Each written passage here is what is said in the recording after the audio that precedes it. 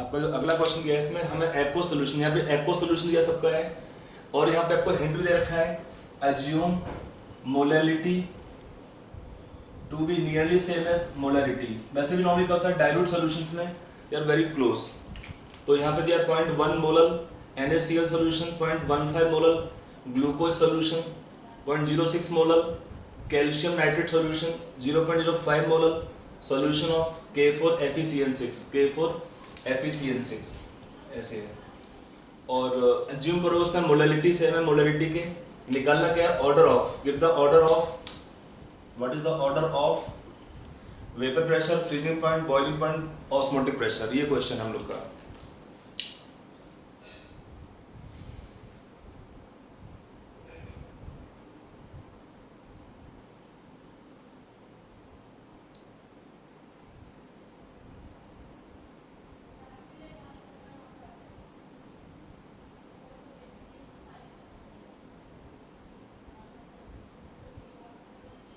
Exam में ये दो क्वेश्चन बहुत कॉमन आते हैं। एक में क्या होता है नॉर्मली मोलैलिटी से दिया जाता है question, that is common question of NEET.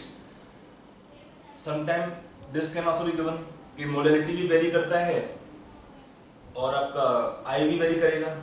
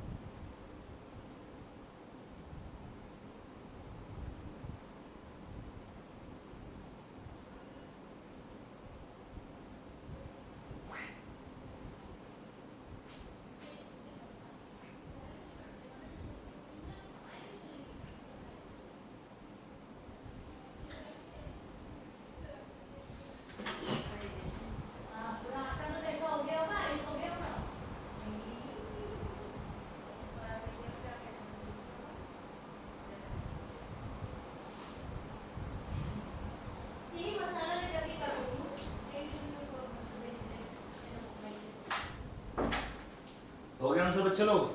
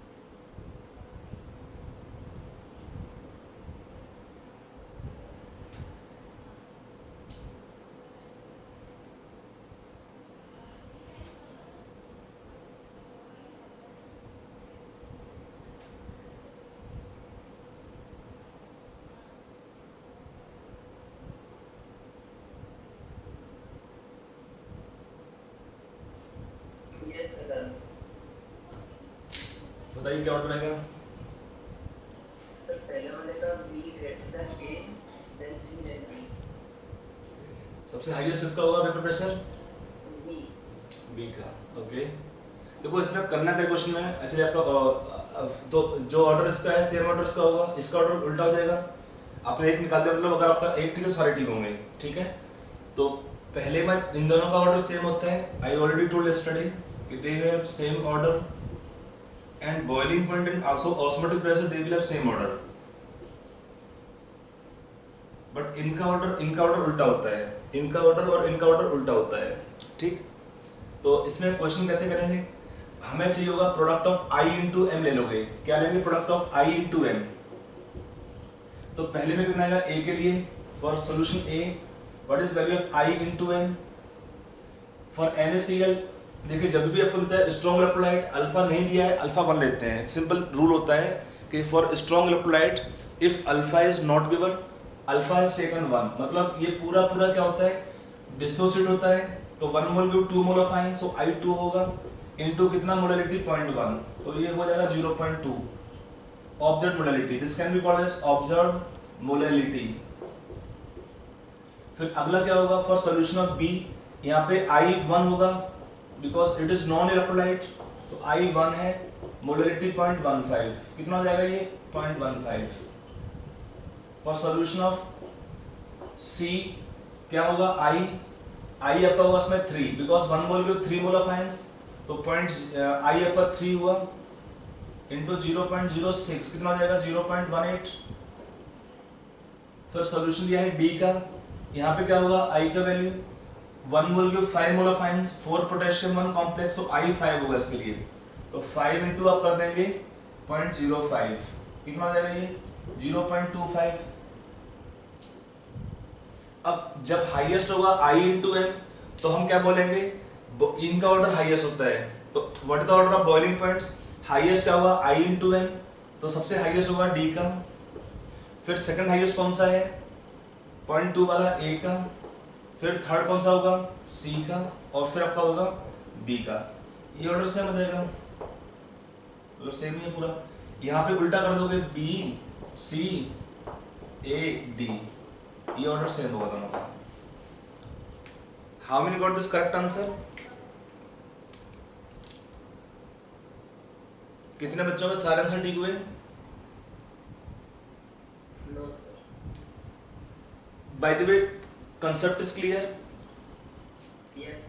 Delta TB add होता है बॉइलिंग पॉइंट के अंदर, तो टीबी क्या होगा सोल्यूशन का, टीबी आपका होता है T not be plus delta TB, और डेल्टा टीबी क्या होता है आई इंटू एम, आई इंटू के बी इंटू एम करोगे तो के बी सेम रहेगा, सेम सॉल्वेंट तो के बी सब में सेम रहेगा, तो के बी सेम होने से क्या होता है आई इंटू एम हाइएस्ट होगा, जिसमें उसमें बॉइलिंग पॉइंट हाइएस्ट होता है। What is osmotic pressure ICRT, आपको लिखा है ऑलरेडी कि assume M and C equal, molality same as concentration, तो I हाईएस्ट होगा जिसमें I इंटू C हाईएस्ट होगा, that will have highest osmotic pressure also.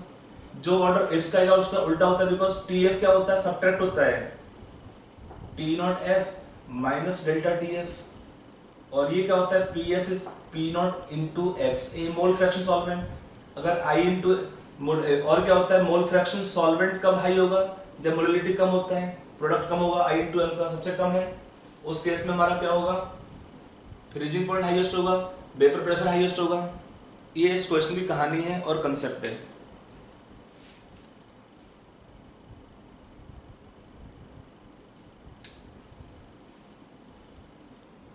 मतलब ये दो क्वेश्चंस काफी इंपॉर्टेंट चैप्टर के अंदर, यहाँ पे क्वेश्चन पूछता है order of freezing point boiling point, यहाँ पर I और M दोनों बोथ के वेरिएबल्स। ये क्वेश्चन नॉर्मली जेईई मेन में आता है, नीट में आ सकता है क्योंकि बहुत क्वेश्चन डिफिकल्ट नहीं होता है, बट नीट में आता है। नॉर्मली नीट वाले क्वेश्चन क्या होता है मोलैलिटी सेम देते हैं, तो only we have to compare I value.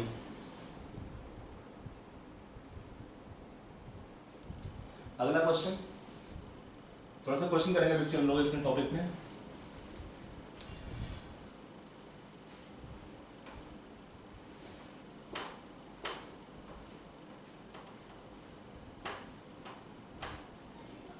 जो हमारा डीपीपी था, अगर आपके पास होगा, can open if you can open that assignment question of liquid solutions. मैंने आपको एक बुक शेयर की थी, if you require I can share more books of chemistry in WhatsApp. बहुत सारी बुक, बड़ी अच्छी अच्छी बुक्स हैं। सर वो डाउनलोड करने में थोड़ा प्रॉब्लम आ रहा है। अब नहीं आएगा, वो तो ओपन हो रही है बुक, पहले थी प्रॉब्लम लेकिन आई सॉल्व प्रॉब्लम। वो एक्चुअली वो डायरेक्ट भेजने से आ रहा है, वो अलग करने से जा रही है।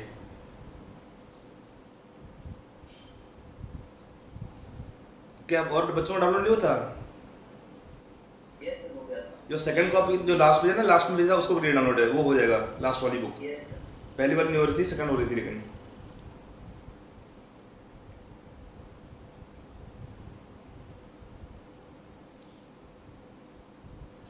चलो अगला क्वेश्चन दिया है इसमें, पहले क्वेश्चन है डीपीपी 5 का पहला क्वेश्चन दिया है। फर्स्ट क्वेश्चन दिया है अगर आपका क्वेश्चन नहीं हो सकते हैं, क्वेश्चन यह है ए पेंटीमोलल solution of potassium chloride KCl freezes at -0.68 degree Celsius लिखा है आगे। If KF of water is 1.86 kelvin पर मोलल, या बोलते हैं केल्विन केजी पर मोल, एक ही बात है। Then find the alpha of KCl। Option दिए मैं आपको बता दे रहा हूं, आपको निकालना ही है। Find alpha in percentage, find percentage alpha of KCl। Option आपको दे रहा हूं, चलो। ए है 75%, बी दिया है 83%, सी दिया है 65%, ऑप्शन डी दिया है 92%। ये 4 ऑप्शन है।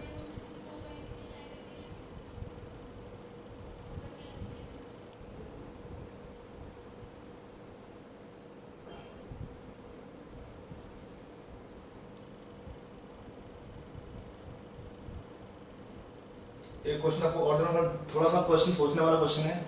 ये क्वेश्चन 14th है। दिया है द फ्रीजिंग पॉइंट ऑफ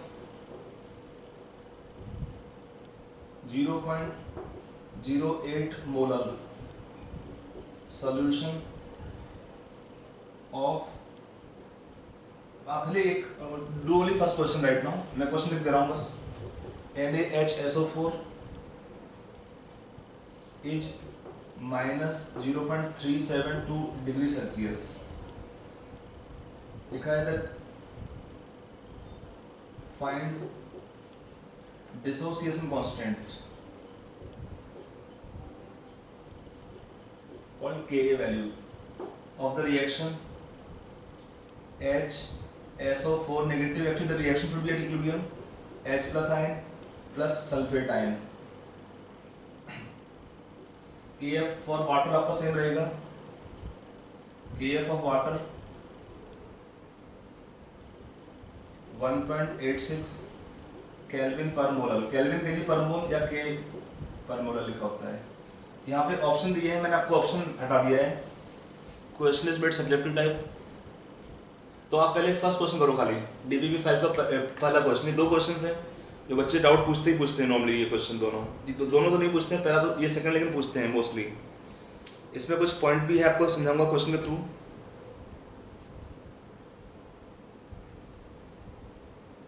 आपका होमवर्क में सारे DPP क्वेश्चंस हैं। मैं आपको 1-2 क्वेश्चन और करा दूंगा अभी क्लास में।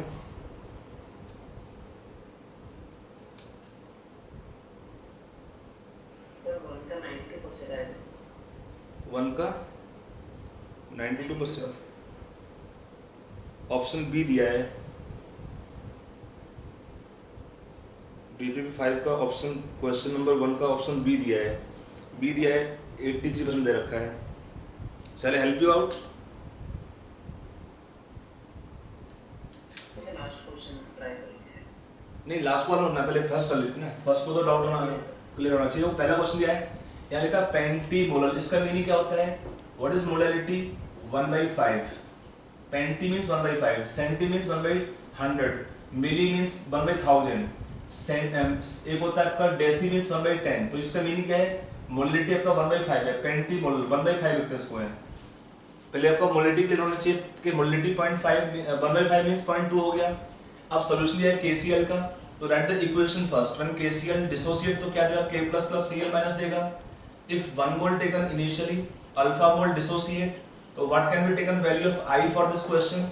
We can write 1 + alpha. देखो ना, अगर आपका 1 मोल था तो कितना होगा? अपॉन 1 करने से कितना आएगा I का वैल्यू। तो ये हमारा हुआ I का एक्सप्रेशन। अब जो हमारा रिलेशन होता है क्या? Delta TF। डेल्टा TF कितना होगा? T0F - TF कर दोगे। T0F कितना होता है? वाटर का 0 डिग्री सेल्सियस माइनस 0.372 कितना, सॉरी 0.68 ये अगला लग दिया। ये दिया सॉल्यूशन ऑफ फ्रीजिंग पॉइंट। तो व्हाट इज डेल्टा TF? 0.68। अब हमारा जो रिलेशन होता है डेल्टा TF कितना होता है? I × KF × molality. तो I कितना है? पहले I निकाल लो। KF दिया है 1.86, मोलैलिटी 0.2 लिखा ना, 1/2 मींस 1/5 मींस 0.2 जाता है। डेल्टा टी एफ दिया 0.68, यहाँ से हमने क्या निकाला आई का वैल्यू, कितना आएगा आई का वैल्यू 0.68 अपॉन 0.2 1.86, ये होगा हमारा आई का वैल्यू। अगर मैं आपके लिए कैलकुलेशन करता हूँ तो कितना आएगा आई का वैल्यू सॉल्व करने से 0.68 डिवाइडेड बाई 0.86, ये आएगा 1.827। आई एम यूजिंग कैलकुलेटर सो मेरा स्पीड थोड़ा जल्दी हो जाएगा ऑब्वियसली। तो ये कितना होगा इक्वल टू 1 प्लस अल्फा होगा, तो अल्फा कितना आएगा यहाँ से 0.827 और 82.7%, जो ऑप्शन दे रखा है उसके according the most closest option आपका ऑप्शन बी रहेगा इसका आंसर। बुझ लो, Yes, sir. थोड़ा सा क्वेश्चन ध्यान से करो, आप जल्दबाजी करते हो, जल्दबाजी में नहीं चाहिए, मुझे करेक्ट आंसर चाहिए। इसमें क्वेश्चन बहुत इजी क्वेश्चन था, आई वाज एक्सपेक्टिंग आपको ठीक आंसर आना चाहिए था। चलिए कोई नहीं, सेकंड क्वेश्चन थोड़ा सोचने वाला है। I give you time of 3 minutes, इसको लिख लीजिए, then starting the time is 3 minutes.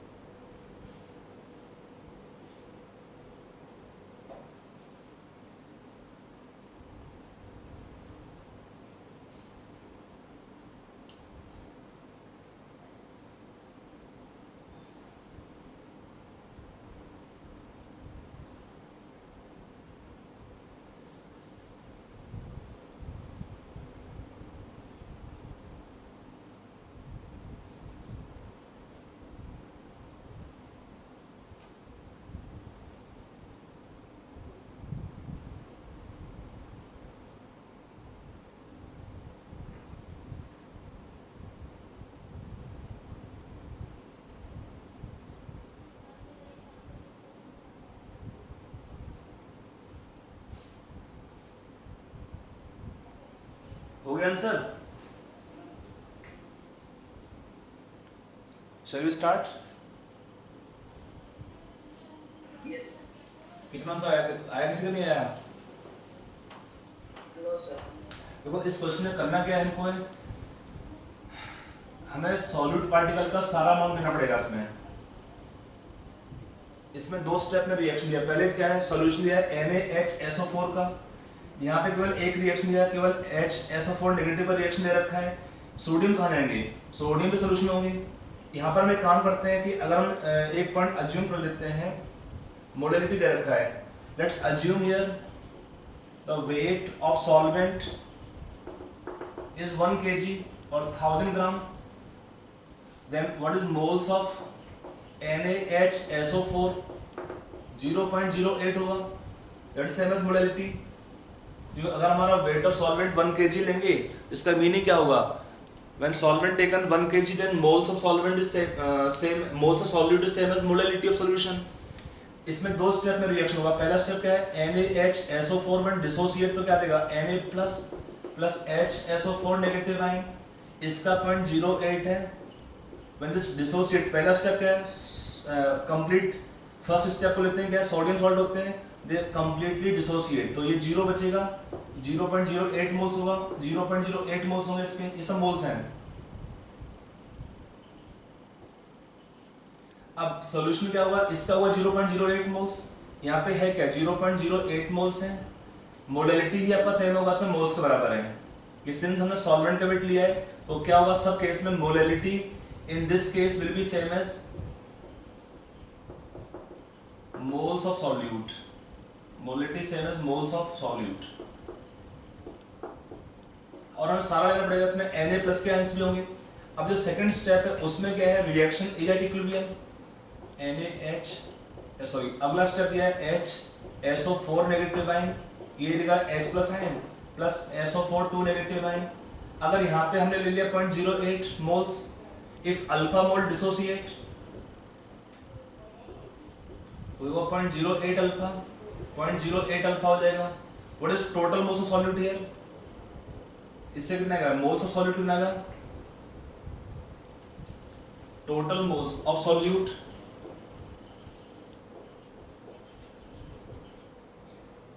in 1 kg solvent कितना देगा, 0.08। ये होगा सोडियम आयंस। आपको इसमें Na प्लस आयंस को भी लेना पड़ेगा, अगर आप छोड़ दोगे आंसर नहीं आएगा। प्लस हम करेंगे, इसका कितना हो जाएगा, ये सब ऐड कर लीजिए तो कितना होगा टोटल मोल्स। यहाँ पे जो यहाँ से मिलेंगे आपको सारा ऐड करने से 0.08 plus 0.08 alpha, sorry minus 0.08 alpha plus 0.08 alpha plus 0.08 alpha. I can write directly, can I write this plus this plus this, कितना हो सब मिला के, और I can write 0.08 into 1 plus alpha, can we write? Yes, sir. 0.08 plus 0.08 alpha पूरा लिख लीजिए, कोई प्रॉब्लम नहीं है, ऐसे लिखने से कोई दिक्कत नहीं आएगी। मतलब अल्फा निकालना ना टेबल है, तो अब ये कितना हो जाएगा, ये था आपका, ये टोटल मिलते हैं कहाँ से, यार फ्रॉम HSO4 नेगेटिव आयन। समझ आ रहा है कि नहीं आ रहा कि पूरा लिखूंगा डिटेल में, नहीं सर, अदरवाइज लिखोगे दिस प्लस दिस अल्फा रहेगा साथ में यहाँ पे। तो ये सब कैलकुलेशन करने का इतना ही आता है ऐड करने के बाद। तो अब यहाँ पर ये आपका हो जाएगा 0.16 प्लस 0.08 अल्फा। ये क्या है, टोटल मोलेलिटी ऑब्जर्व। इसको लेंगे मोलेलिटी, यहाँ पे क्या होगा सोल्यूशन का, ऑब्जर्व मोलेलिटी। क्योंकि 1 kg सॉल्वेंट है, जितना मोल्स होगा उतना ही मोलेलिटी होगा। Moles will be same as molality also. कौन सा मोलेलिटी है ये, मोलेलिटी ऑब्जर्व वाला है। तो डेल्टा टीबी कितना, डेल्टा टीएफ कितना होगा, आई के रिक्वायरमेंट डी में when we write molality observe it is including I, KF into molality. कौन सा मोलेलिटी, ऑब्जर्व मोलेलिटी। तो डेल्टा टीएफ कितना दिया क्वेश्चन में, पॉइंट माइनस ये हो जाएगा 0.372 बिकॉज KF कितना है 1.86 इनटू कितना है मोलेलिटी ऑब्जर्व, ये आपका हो जाएगा 0.16 प्लस 0.08 अल्फा। ये आपको कितना हो जाएगा 0.02 जाएगा, कितना 0.2 जाएगा, कर लो कैलकुलेशन। तो 0.16 plus 0.08 alpha is equal to 0.2 on division.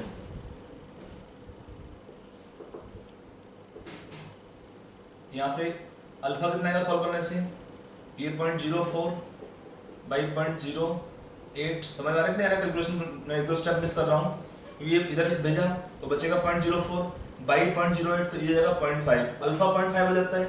Then for the reaction what is K A expression, just like in chapter ionic equilibrium, क्या होता है के ए का expression, concentration H+ ions into sulphate ions divided by concentration of HSO4 negative ions. कितना है concentration of H+ ions, 0.8 alpha into 0.8 alpha divided by 0.8 into 1 minus alpha. Actually alpha is not negligible, alpha 0.5 है, so alpha को neglect नहीं कर सकता आप इसमें। तो when this part is solve can you find this answer, Yes. कितना है, ये तो 0.0 डायरेक्टली कैन कैंसिल आउट 0.08 है, 0.04. हाँ 0.04 आ जाएगा, और 4 इंटू 10⁻², इसमें यही आंसर दिया क्वेश्चन का है। इसका जो क्वेश्चन आपने देखा होगा 14 क्वेश्चन जो आपका भेजा था असाइनमेंट में भी डीबीपी में, उसमें क्या आंसर दिया है 0.04, ये हम बोलेंगे 4 इंटू 10⁻²,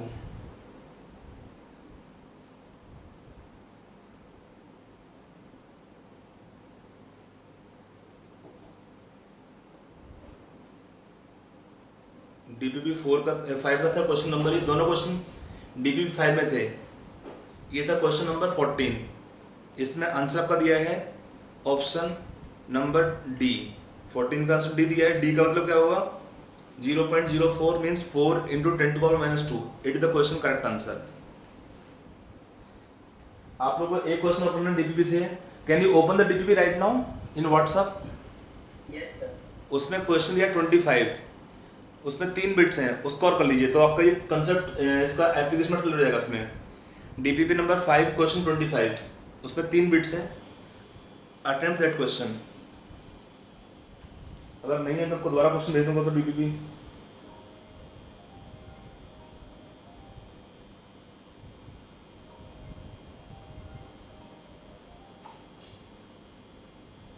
हाँ मुन्ना, हाँ बताइए, हाँ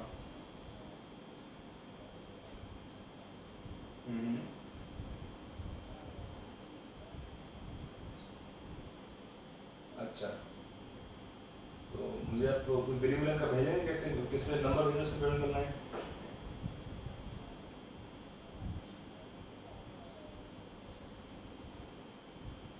तो मैं आपको कर दूँ गूगल पे से, ठीक ठीक है।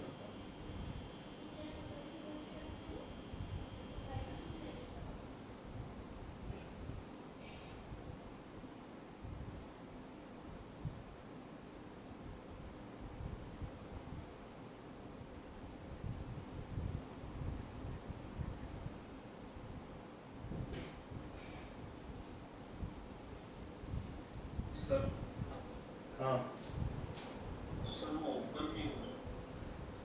क्या ओपन नहीं हो रहा डीपीपी, हाँ सर। अभी तो भेजे थे मैंने, दोबारा भेज देता हूँ, चलो अच्छा।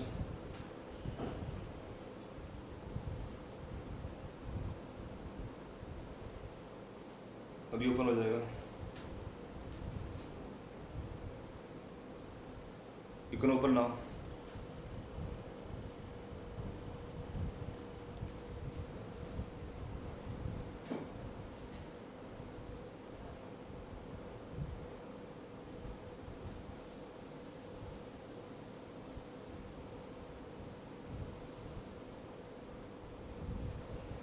सर क्वेश्चन नंबर कौन सा बोले? 25 डीपीपी नंबर 5 का।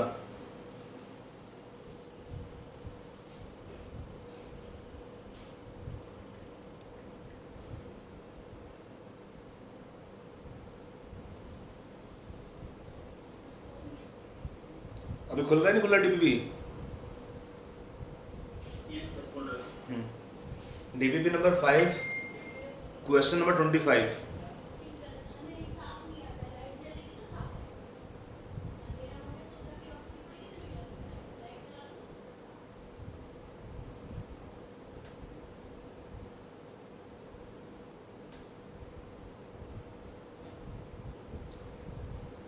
इसमें 3 क्वेश्चंस हैं, 25 क्वेश्चन में 3 बिट्स हैं।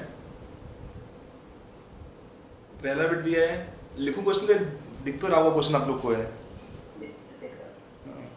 मेरी एनर्जी को वेस्ट होगा लिखने में, फिर से दोबारा क्वेश्चन पूरा लिखने में। तो 3 बिट है, 3 नोट इजी क्वेश्चन है।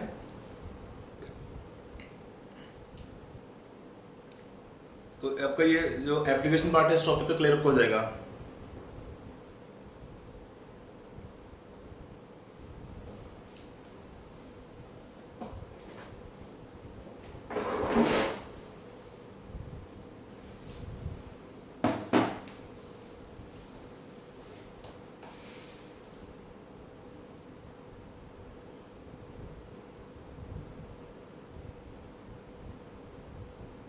Yes, sir. Done.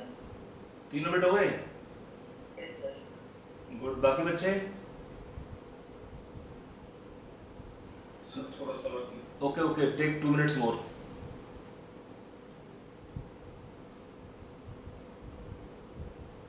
Yes, sir. I am giving time to all the students.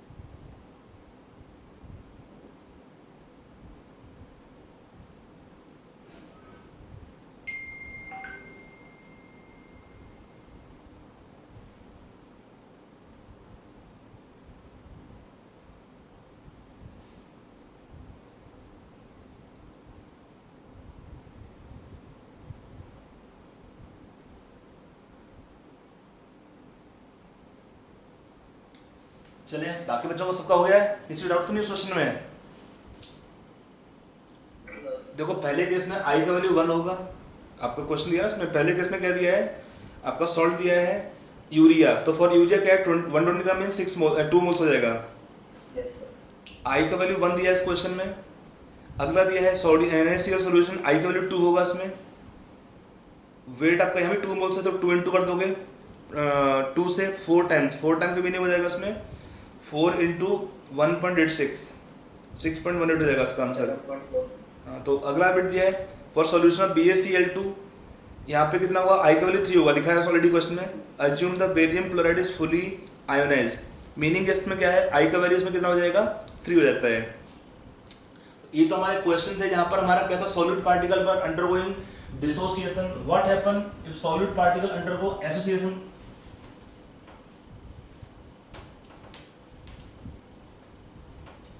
उसमें भी कोई क्वेश्चन कर लेते हैं। बट आपको जो ऑर्डर में क्वेश्चन पूछता है वो मोस्टली से पूछता है। और when the solid particles dissociate, because इसमें ज्यादा क्वेश्चन ज्यादा केस बन जाते हैं।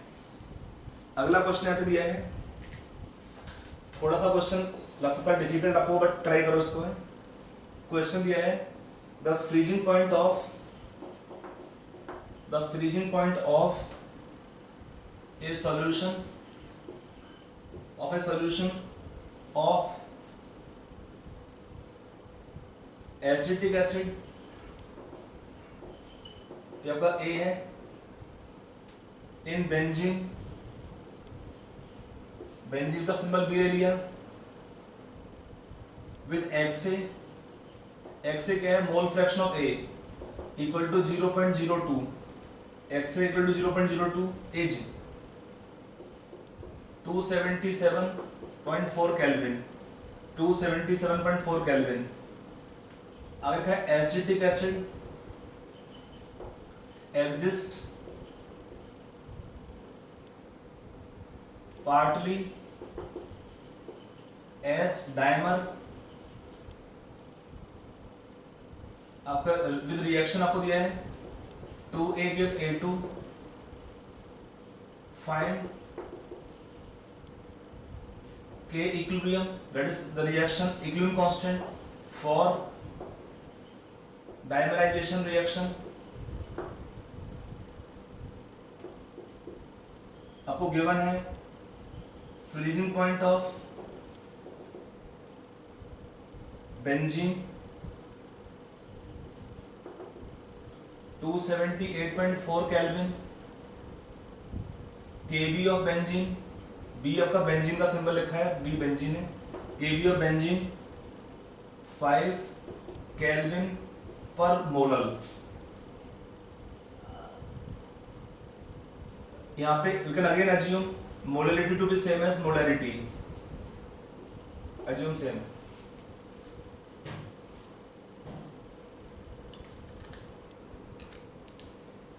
थोड़ा सा डिफिकल्ट क्वेश्चन है आप लोग, but you can try. I hope K C का मीनिंग जानते हैं, कैसे निकालते हैं कि for the K equilibrium what is the expression, concentration of A2 upon A का कंसंट्रेशन स्क्वायर, तो आपको उसके अकॉर्डिंग सोचना होता है। पहले ट्राई करो इस क्वेश्चन को। For this question time given is 3 minutes.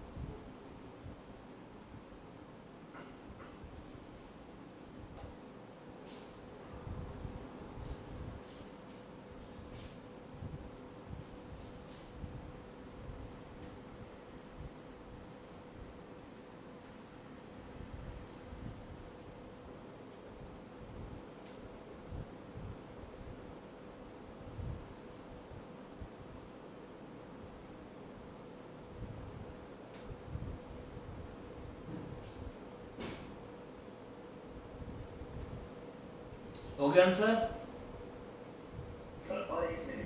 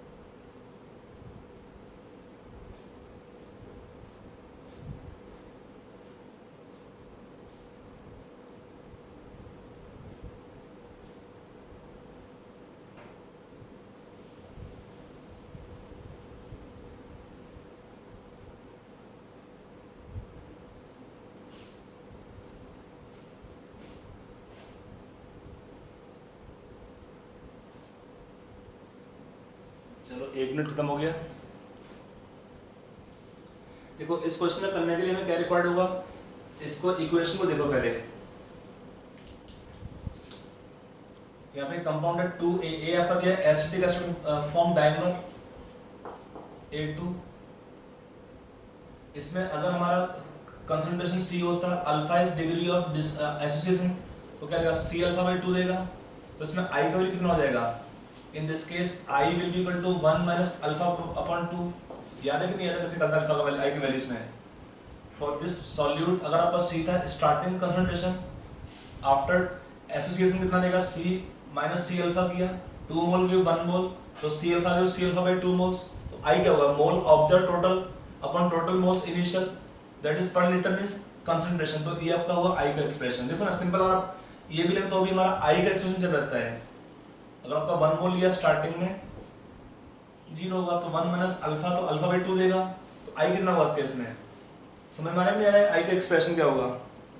Yes sir. तो if it is C is both side multiplied, तो हमारा जो एक्सप्रेशन है इसमें C दिया है, कितना है C कंसंट्रेशन होता है, आपको दिया था mole fraction of solute 0.02, then for solution what is molality, mole fraction of solute 0.02 upon mole fraction solvent कितना हो जाएगा 0.98। याद है कि नहीं रिलेशन, मोल फ्रैक्शन सॉल्यूट अगर आपको दिया होता है तो ये लोग बोलते नहीं यार, मोल फ्रैक्शन ऑफ सॉल्वेंट, यहाँ पे भी सॉल्वेंट आपका है, मोलर वोट सॉल्वेंट, ये रिलेशन आपका लगेगा इसमें। यहाँ पे ए सॉल्यूट इस क्वेश्चन में, ए आपका सॉल्यूट इस क्वेश्चन में एसिटिक एसिड, और बी आपका बेंजीन सॉल्वेंट है। तो x से 0.02 0.98 for solvent what is molar weight 78, benzene have how much molar weight 78 into 1000। अगर आपको सॉल्व करते हैं तो कितना आएगा सॉल्यूशन का मोलैलिटी ऑन सॉल्विंग 0.262, सॉल्यूशन है इन दिस केस मोलैलिटी 0.262। तो हमें निकालना है इसमें k इक्वल टू कितना होगा, इसमें ये होगा what is concentration of A2 C alpha upon 2 upon A कितना होगा C into या C माइनस सी अल्फा का स्क्वायर करना पड़ेगा आपको। हमारा एक ही है में अल्फा निकालना, अल्फा C तो दिया है, C आपका ये C हो गया, C इज द कंसंट्रेशन आपको मिल गया। अब अल्फा और चाहिए आपको, तो डेल्टा TF का एक्सप्रेशन क्या होता है, I into KF into molality. तो यहाँ पे हमारा सॉल्वेंट बेंजीन है, KF डिफरेंट है, I का एक्सप्रेशन आप पहले I निकाल लो, कितना हुआ I का वैल्यू यहाँ पे delta TF upon KF into molality. कितना है डेल्टा TF, ये दिया है फ्रीजिंग पॉइंट ऑफ सॉल्वेंट, ये है फ्रीजिंग पॉइंट सॉल्यूशन, कितना हो जाएगा 1, देखो ना 1 हुआ। KB दिया है 5 फॉर KB नहीं KF होगा, सॉरी ये फ्रीजिंग पॉइंट KF और molar depression constant, freezing point पर KF होगा, सॉरी KF होगा यहाँ पे। तो KF हुआ इनटू कितना मोलैलिटी है 0.262, और ये कितना हो जाएगा 1 माइनस अल्फा बाई 2। यहाँ से क्या निकल जाएगा हमारे पास, अल्फा निकल जाएगा। Can you get the value of alpha now, एक बार अल्फा निकाल लोगे, अल्फा यहाँ पुट कर दोगे, C हमारा पॉइंट दिया ही है 0.26, यू कैन टेक 0.26 लो, इतना लंबा हम करते रहोगे, लेट्स से 0.26। तो ये हुआ 0.26 मोलैलिटी हुआ बस। तो can put the value here, can you find alpha value from here on solving. 6/13. कितना 6/13, 6/13. अल्फा आपका आ रहा है 0.47, ठीक है। तो अल्फा हुआ C हुआ 0.26, तो दोनों को पुट करके यहाँ पे निकाल सकते हैं for the reaction K equilibrium. इसका आंसर आता है, कैलकुलेशन करते हैं फॉर K इक्विलिब्रियम 3.39, ये इसका आंसर है क्वेश्चन का।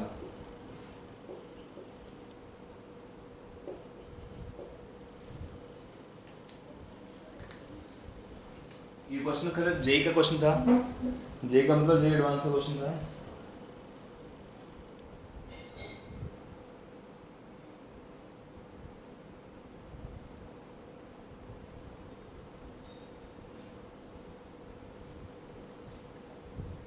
अब जो नेक्स्ट पार्ट एक थ्योरी में थोड़ा और पेंडिंग था, उसको फिनिश कर लेते हैं।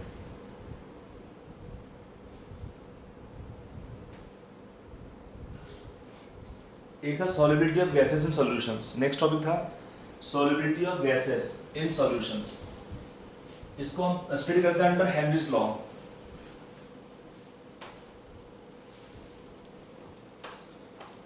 आज सर मॉर्निंग में क्लास में काइनेटिक्स स्टार्ट नहीं करूंगा, इवनिंग में स्टार्ट करेंगे काइनेटिक्स को। आज ये टॉपिक में टाइम लगेगा इसमें। अब अगला आपका टॉपिक है solubility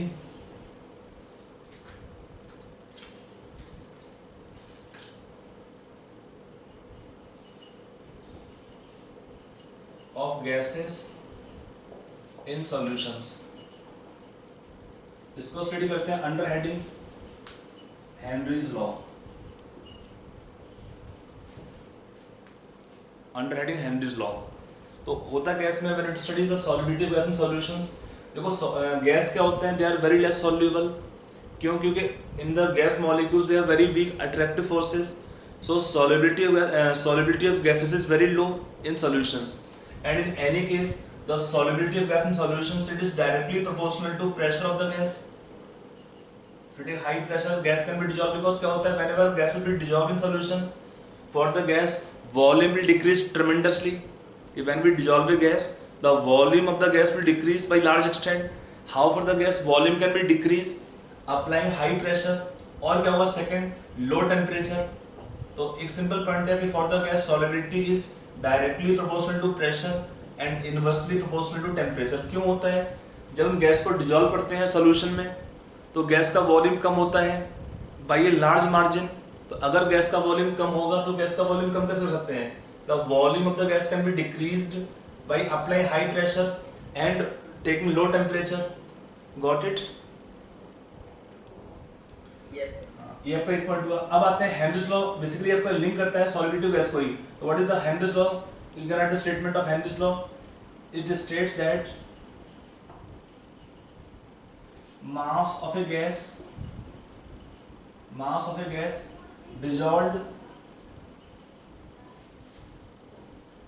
gas dissolved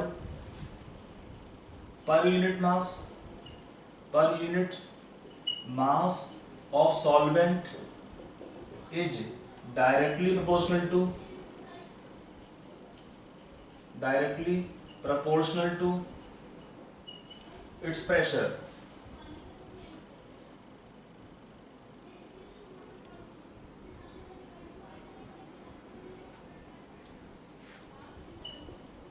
Pressure of the gas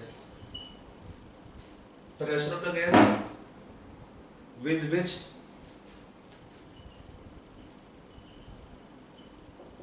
it is in equilibrium. Simple है, mass of gas is directly proportional to pressure, और ये सेम गैस के लिए रिलेशन वैलिड होता है। तो मास can be taken K into P, K is constant of proportionality, तो M upon P can be taken constant. K is constant. For the same gas, the value of K will be same. So we can write here from here M1 by P1 can be M2 by P2 and so on. For the same gas, ये केवल same gas के लिए relation valid होता है, same gas के लिए। For different gases the value will be different of K. तो we can link for same gas. Further हम बोलते हैं गैस के लिए क्या होता है, नंबर ऑफ मोल्स क्या होता है गैस के लिए, मास अपॉन मोलर मास। तो molar mass can be cancel out, तो this can also be taken as N1 by P1 is N2 by P2 and so on. यहाँ पे N1 क्या होता है, moles of the gas, N is the moles of the gas. तो अगर आप simple है कि सेम गैस के लिए जो रेशियो मास का होता है सेम रेशियो प्रेशर का होता है, सेम रेशियो मोल्स का भी होगा। तो M1 by P1 M2 by P2 can be taken as N1 by P1 और N2 by P2 they are equate. इस पे क्वेश्चन कैसे पूछते हैं एग्जाम में, one question we can discuss here of this point. एक में क्वेश्चन लिख रहा हूं, आप लिखिए इसको। लिखा है क्वेश्चन एट, दिख रहा पूरा, at 298 kelvin temperature 500 cc of water dissolves 15 cc of methane at STP, methane at STP under a partial pressure of methane of 1 atm. If Henry's law holds, law correct होगा, then what pressure is required to dissolve 10 to power minus 3 moles of methane in 300 cc of water at same temperature, T same होता है।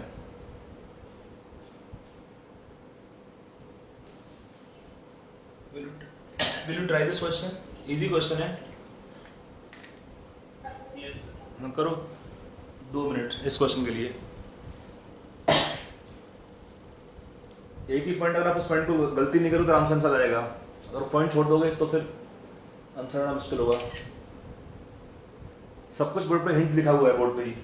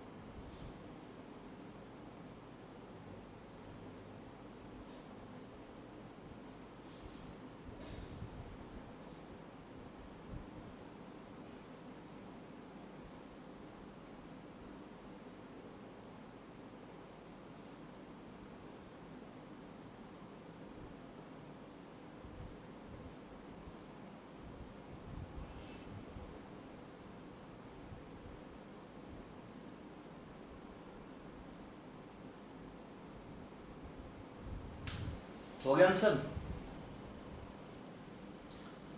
अरे कुछ बोलो, easy question था। आपको ये point यहाँ पे हिंट क्या था, यहाँ पे कोई स्टेटमेंट क्या लिखा है, mass of gas dissolve per unit mass of solvent. यहाँ पे सॉल्वेंट का मास सेम करना पड़ता है। इस क्वेश्चन में क्या दिया है, सॉल्वेंट का मास डिफरेंट है। पहले केस में सॉल्वेंट का वॉल्यूम दिया है 500 सीसी, सेकंड केस में दिया है volume of solvent is 300 CC. तो यहाँ पे क्वेश्चन करने के लिए क्या करना पड़ेगा, पहले हमको सॉल्वेंट का वेट दोनों में सेम करना पड़ेगा, या हम ले लेंगे per unit weight of solvent. क्या फॉर्मूला लगाएंगे, this formula will be applicable here. तो N1 क्या होगा, मोल्स ऑफ मीथेन, कितना दिया पहले केस में, निकालो 15 सीसी है, तो भाई 22400 क्या होता है, गैस का मोल्स 15 सीसी है एट एसटीपी, ml में है तो ये भी लेंगे ml में, तो कितना होगा मोल्स ऑफ मीथेन डिजॉल्व पर सीसी, ये था कितना में था, इन 500 ml ऑफ वाटर, कितना होगा पर सीसी, 15/22400 डिवाइड बाई 500 कर दो इसमें, ये हो जाएगा N1। कितना दिया है, P1 का value pressure at which the gas will dissolve 1 atm। N2 क्या होगा, moles of methane in 300 CC 10⁻³ 1 CC कितना होगा, 10⁻³ अपॉन 300, ये हो जाएगा N2। हमारा एम क्या है, P2 निकालना था। व्हाट इज P2, तो N1 मिल गया, P1 दिया है 1 atm, N2 इतना हो गया, P2 निकालना है। I hope you can find answer now. तो कितना दिया है, N1 का वैल्यू दिया है 15/22400। यहाँ पे सॉल्वेंट का मास दोनों केस में सेम करना पड़ता है। अगर सॉल्वेंट सेम होता है, पहले से सब होता है, दोनों में होता है सेम अमाउंट ऑफ सॉल्वेंट, तो फिर डायरेक्ट लेते हैं मोल्स। यहाँ पे वॉल्यूम है, यहाँ पे मोल्स दिया था। P1 कितना दिया है 1 atm, N2 आपका दिया है 10⁻³ upon 300 into P2। On solving this P2 come how much, 2.48 atm। ये होगा इस क्वेश्चन का answer. Got it? Yes, sir. How many got this correct answer? किसी का नहीं आया था, चलो समझ में आया कि उसने अभी आया। Yes, sir. यहाँ पे सॉल्वेंट का एक्चुअली आपका जेई मेन में भी और इवन एडवांस में क्वेश्चन आया हुआ एक टॉपिक पे है, and can be given in NEET also, because simple है, एनसीईआरटी का टॉपिक है, वी कैन नॉट डिनाई और वी कैन नॉट लीव। बहुत सिंपल टॉपिक होता है, बट कई बार इसमें गलती करते बच्चे गलती ही करते हैं कि वॉल्यूम ऑफ सॉल्वेंट को इक्वेट नहीं करते हैं। यहाँ पर क्या होता है, मोल्स ऑफ सॉल्वेंट N1 और N1, N1/P1 is N2/P2, ये डायरेक्ट यून apply if the solvent was same, but solvent अगर डिफरेंट होगा तो फिर आपको देखना पड़ता है। हो गया, लिख दिया। Yes, sir. इसमें एक आता है when we take Henry's law, आपका जो एनसीईआरटी में दिया इसका इक्वेशन है हेनरीज लॉ के लिए, उसका मैं आपको डेरिवेशन दिखाता हूं। उन्होंने डायरेक्ट दिया है कि मोल फ्रैक्शन का रिलेशन है गैस के पार्शियल प्रेशर से। कुछ खा लिया, वैक्सीन भी खा लिया। कौन सी खा ली बिना देखे, आफ्टर फूड जो खानी थी लिखी थी सब उसमें। जो मैंने लिखा था पर्चा उसमें, हाँ जो पर्चा लिखा था, मेडिसिन के पीछे भी सब लिखा था।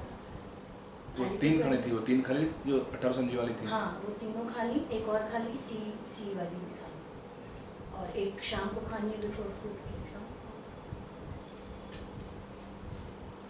ओके, अगला आपका जो पॉइंट होगा Henry's law and routes law in combination.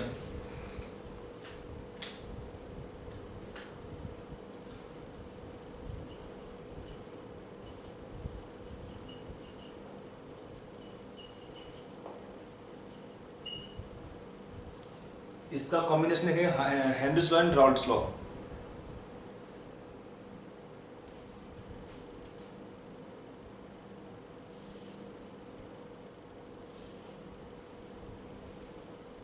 यहाँ पे हम लिखेंगे, थोड़ा सा एक लाइन लिखेंगे यहाँ पे। देखो अगर हम लेते हैं if M2 is the mass of gas dissolved in m1 gram of solvent, m1 gram of solvent at gaseous pressure P2, then from Henry's law क्या लिखेंगे यहाँ पे m2 is directly proportional to P2 और m2 can be taken K into P2. Now dividing both sides by m1. m1 क्या है?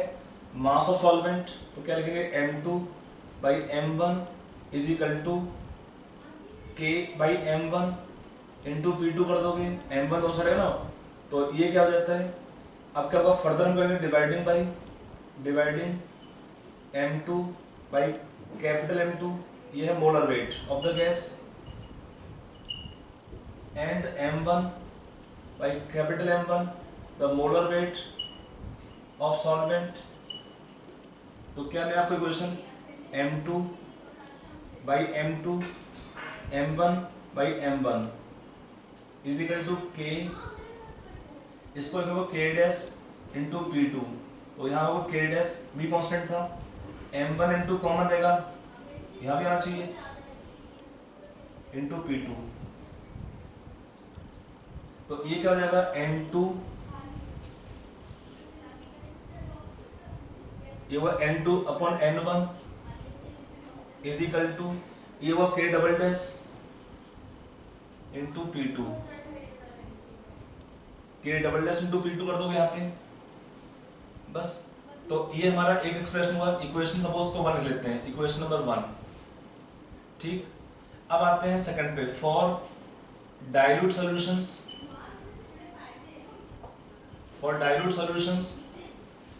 क्या होता है? गैसेस के केस में gas solution can be taken dilute solutions. अगर देखते हैं मोल फ्रैक्शन क्या होता है? N2, what is mole fraction of solute? N2 upon N1 plus N2 क्या होता है? मोल फ्रैक्शन सॉल्यूट X2 होता है. X2 क्या है? Mole fraction solute. यहाँ पे क्या होगा डाइल्यूट सॉल्यूशन में? N2 is very very less as compare to N1, then N1 plus N2 can be taken nearly equal to N1, N1 plus N2 can be taken nearly equal to N1. ठीक, so we can write here N2 by N1 plus N2 को लिखेंगे, N1 लिख लेंगे equal to X2. Equation number 2 लिख लो इसको है. Now when we equate, दोनों में LHS बराबर हो गया, तो from equation 1 and 2 we can write that N2 is X2 is equal to K double dash into P2, और P2 can be taken 1 by K double dash into X2. This P2 can be taken then KH into X2. ये आपका NCERT में question दे रखा है. KH को हम क्या बोलते हैं? Henrys law constant. KH को क्या बोलते हैं? Henrys law constant. इसका वैल्यू क्या होता है? It have different value for different gases. It is different for different gases. It is different for different gases. और ये क्या होता है? राउल्ट्स लॉ भी होता है. अगर आपको याद होगा व्हाट इज राउल्ट्स लॉ, कि प्रेशर ऑफ ए गैस, यहाँ पे गैस या सॉल्वेंट बोल सकते हैं, is directly proportional to mole fraction. तो this KH is called as Henry's law constant. आपका ये दिया NCERT में, इतना दिया स्टेटमेंट है. I have explained to you with derivation कि कैसे आता है इक्वेशन वाला. तो यहाँ पर ये एक और आता है स्टेटमेंट के for a gas the pressure of a gas dissolve is directly proportional to its mole fraction. The pressure at which a gas is dissolved is directly proportional to mole fraction. यहाँ पर KH का unit क्या होगा? जो unit pressure का है वो unit KH का होता है, बिकॉज X2 क्या होगा? Unit less. X2 क्या होगा इसमें? Unit less.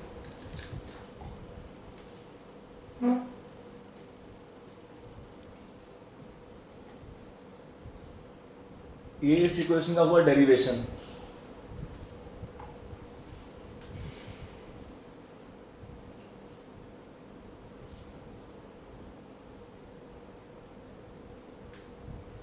हो गया? Yes, sir.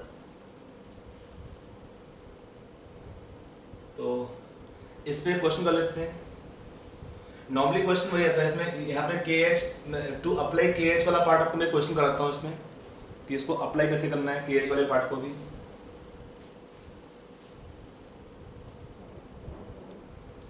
ये हम लोग का चैप्टर का थ्योरी खत्म हो गया अभी है। अब ये आज का भी ये लास्ट क्वेश्चन दे रहा हूँ। थोड़ा क्वेश्चन बड़ा है बट बड़ा भी बहुत लंबा नहीं है, थोड़ा करना पड़ेगा। लेकिन इसको अप्लाई कैसे करते हैं? For application part I am giving one question to you.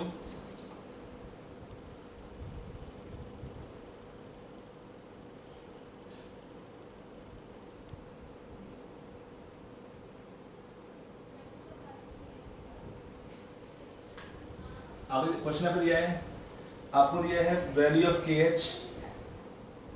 क्या दिया? के एच का एक्सप्रेशन दिया है is equal to P A upon X A, ये दिया है। इसका डेफिनेशन ऑफ के एच यहाँ लिख दिया ऑलरेडी है। क्या होगा? के एच कितना होता है? P upon x, that is mole fraction. ये आपका ऑलरेडी क्वेश्चन दे रखा है।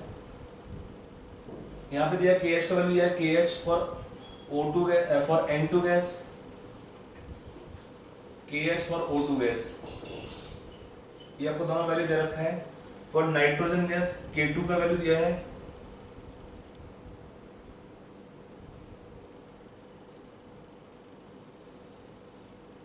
N2 का दिया है 5.47 into 10 to power 9 पास्कल्स।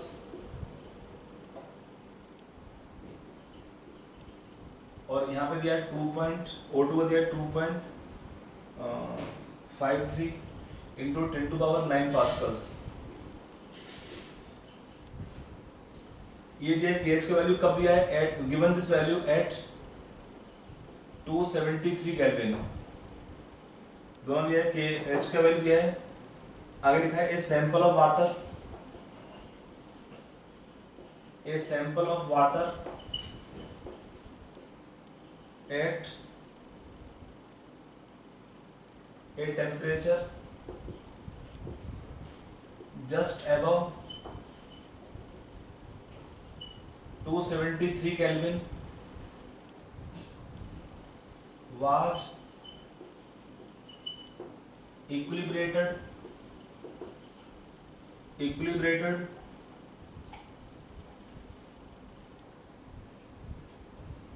इतना बड़ा क्वेश्चन दिखता भी कहाँ चला जाता है एक लाइन।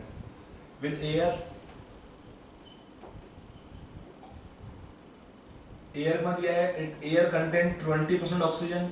एयर में दिया है कंपोजिशन वॉल्यूम में 20% oxygen 80% nitrogen. It is given composition at 1 atm pressure. The dissolved gas was separated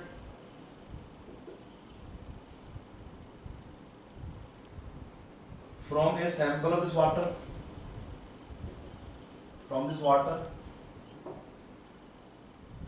and then dried.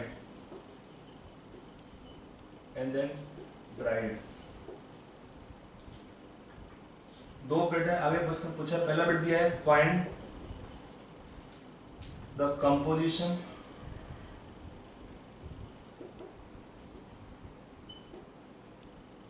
Of this gas. This gas का मीनिंग है ड्राइड गैस का। सेकेंड बिट दिया है calculate freezing point of water.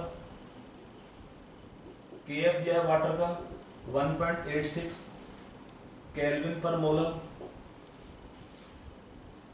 You can assume that for calculation purpose you can assume that solid is non-volatile.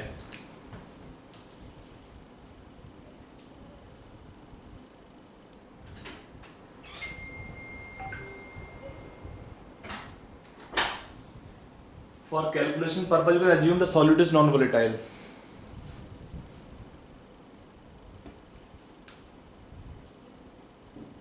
कहानी ज्यादा question में, काम की बातें कम ही है। If you can apply the basic point आपको दे दिया, फिर से उन्होंने लॉ भी दे दिया आपको है, you can get the answer easily.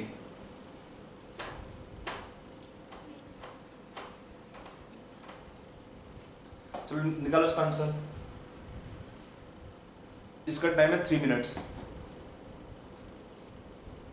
ये आज का लास्ट क्वेश्चन है, कर लो फिर छुट्टी है। फिर शाम को स्टार्ट करेंगे chapter from beginning, chemical kinetics.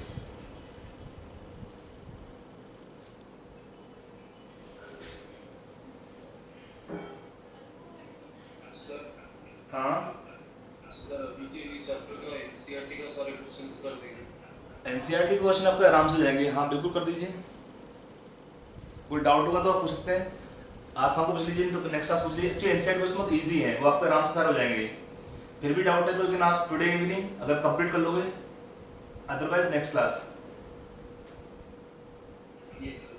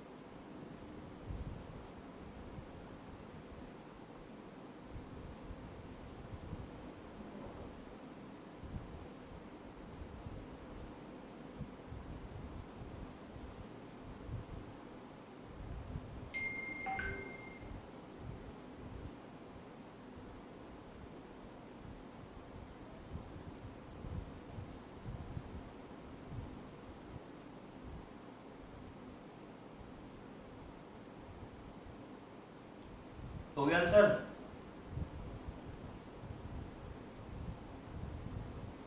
Sir calculation part में करोगे?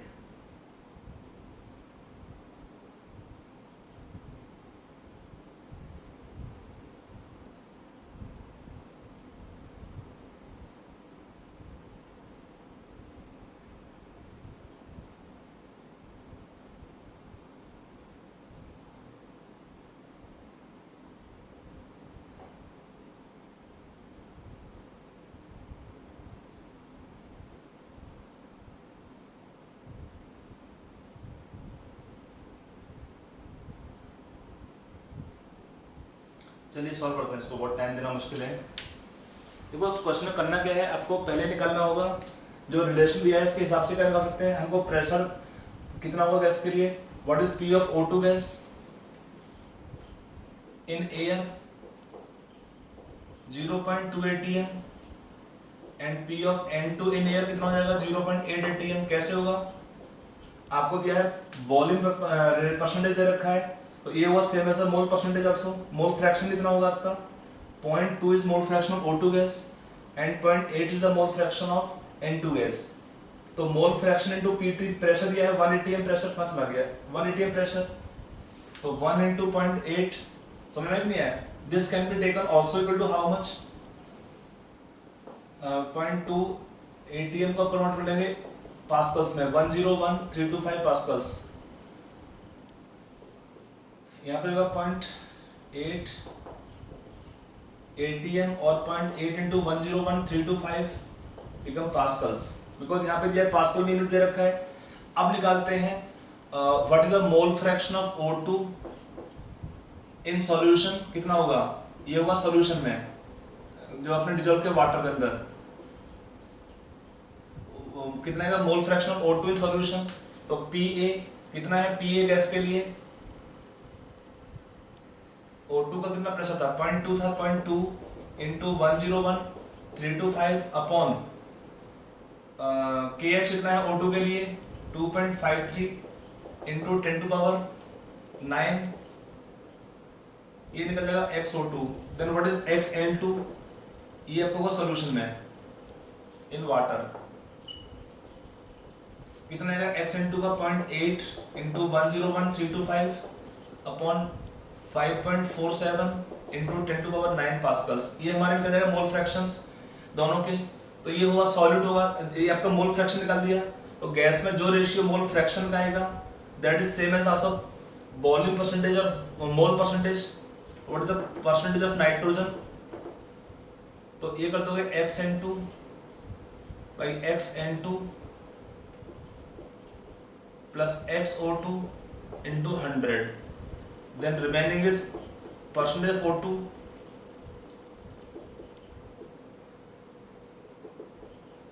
ये होगा ड्राई गैस का composition, it is the composition of dry gas, कि हमारा जो रेशियो मोल फ्रैक्शन का होगा सेम रेशियो वॉल्यूम फ्रैक्शन का रहता है, तो ड्राई गैस बनेगा उसमें, ये हमारा निकल जाएगा फ्रैक्शंस।